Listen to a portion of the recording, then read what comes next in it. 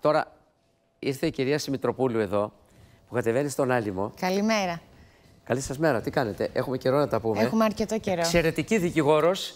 Είχε πει εδώ και χρόνια ότι, παιδιά, ακούστε να δείτε, στις περιφέρειες θα γίνει όλη η ιστορία. Αλλά μιας και ήρθατε στην εκπομπή, μετά από καιρό, πρέπει να σας κεράσουμε κάτι.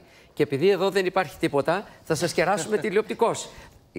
Κυρία Σιμητροπούλου, είναι πολλά τα θέματα. Θα σας έχουμε εδώ συνέχεια. Είναι πολλά τα για θέματα. να μας πείτε όλα αυτά στον Άλυμο. Έτσι. Σας ευχαριστώ που με καλέσατε. Μην το ξαναπείτε αυτό.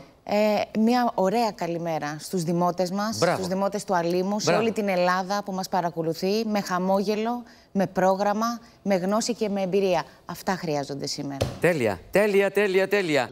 Τι γίνεται? Καλά είμαστε? Είστε καλά? Τι συμβουλή θα δίνετε στην κυρία Σιμητροπούλου που κατεβαίνει στον Άλυμο? Να είναι ο εαυτός της, καταρχάς. Καταρχάς. Να είναι ο εαυτός της, γιατί ο κόσμος βλέπει, ναι, και οποτεδήποτε βλέπει συμπεριφορές που έχουν έτσι φτιασίδωμα και υποκρισία, αντιδρά.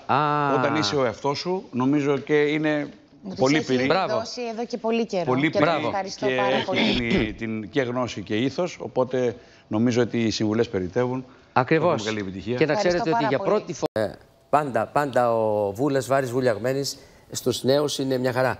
Το πρώτο πράγμα που θέλετε να κάνετε στον Άλυμο ποιο είναι? Καταρχάς θέλω να ευχαριστήσω τον Δήμαρχο Βάρης Βούλας Βουλιαγμένης. Πάντα οι συμβουλές του είναι πολύτιμες. Το πρώτο πράγμα έρχεται σε συνέχεια όλων αυτών που συζητάμε σήμερα, κύριε Αυτιά. Τι μιλήσαμε? Μιλήσαμε για κοινωνική πολιτική. Σας παρακολουθώ με μεγάλη προσοχή. Κοινωνική πολιτική, ποιότητα ζωής, επιστροφή στα έργα.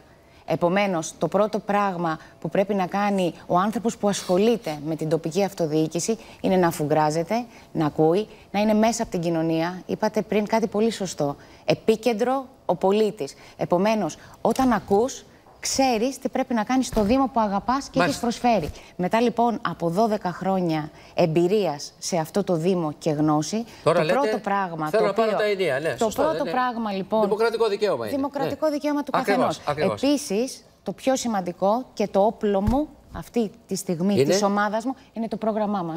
Έχουμε ένα πρόγραμμα το οποίο είναι τεκμηριωμένο, είναι από γειτονιά σε γειτονιά.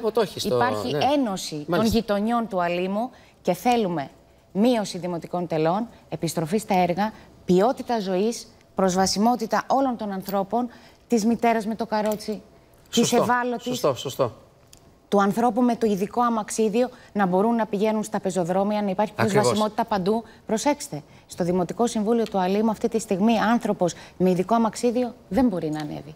Θέλω να ανταλλάξω όλα αυτά. Βγαίνω μπροστά και θέλω η πόλη μου να αλλάξει σελίδα. Θέλω επίσης να πω κάτι πάρα πολύ σημαντικό. Κοινωνική πολιτική, την οποία την τονίζετε κάθε φορά στην εκπομπή σας. Οι μητέρες, οι εργαζόμενες, οι άνθρωποι της τρίτης ηλικίας. Η πρότασή μου είναι όχι πλέον καπή, λέσχες φιλίας.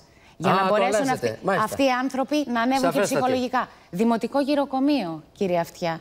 Για τους ανθρώπους που είναι μόνοι στη ζωή. Απόλυτα σαφής. Δείτε το πρόγραμμά μας. Ελάτε και στην προεκλογική μας εκδήλωση την Τετάρτη, που σας περιμένουμε όλους μαζί, γιατί όλοι μαζί μπορούμε να φέρουμε την αλλαγή. Κάθε επιτυχία. Ευχαριστώ πάρα πολύ. Κάθε επιτυχία, δικηγόρος, πασίγνωστη για τις κοινωνικές της θέσεις. Και εγώ σας ευχαριστώ θερμά, κυρία Σιμητροπούλου. Δικιά μου χαρά και τιμή.